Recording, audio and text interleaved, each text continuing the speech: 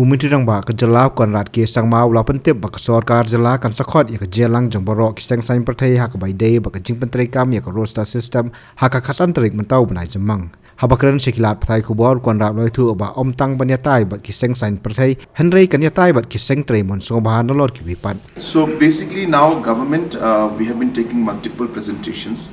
from the departments and the cabinet is going through all the details. Most likely post the 15th we will be having within this month itself,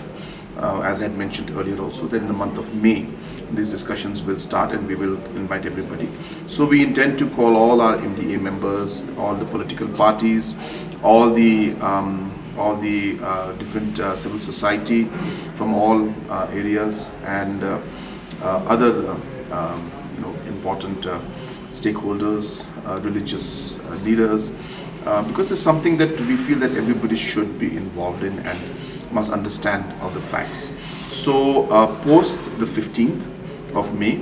these series of meetings will start at the state level as well as at the district levels,